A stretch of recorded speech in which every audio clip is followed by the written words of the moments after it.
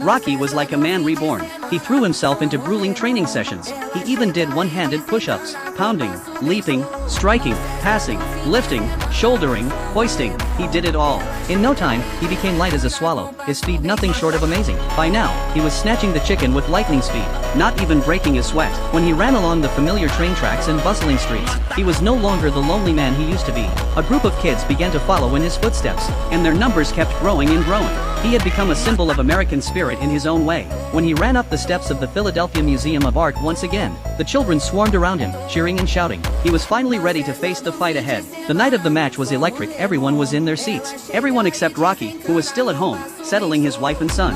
When Rocky stepped out of the door, fans were already waiting outside, cheering him on. This was the highly anticipated rematch between Rocky and Apollo. The crowd chanted his name in unison. He never dreamed he would have so many supporters in the arena. But when Apollo entered the ring, he seemed to have lost the dazzling aura of being adored by thousands. Compare this to last year, when Apollo made a grand, over-the-top entrance like he was playing a clown. This year, he kept a much lower profile, yet his eyes blazed with quiet confidence. As soon as he stepped into the ring, he threw a taunt at Rocky.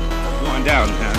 You're going down. The announcer began to introduce both fighters. When he called Rocky's name, the stadium erupted in cheers. Rocky could barely believe his ears. As soon as the match began, Apollo came out swinging with heavy punches, eager to finish the fight quickly. Rocky stayed on the defensive the entire time. He planned to wear Apollo down by tiring him out. But Apollo's taunts finally got under his skin. Soon enough, Rocky could no longer keep up with Apollo's blistering attacks. He took punch after punch to the face. Before long, he was knocked to the ground. By the end of the first round, Apollo continued to taunt him, deliberately trying to enrage him. Yet even though Rocky was seething with anger, he still couldn't find his rhythm, even with Mickey's encouragement. When the second round began, the arrogant Apollo boasted that he would knock Rocky down in 3 seconds. True to his word, Apollo unleashed a wild swinging attack. Soon after, Rocky was knocked to the ground once again.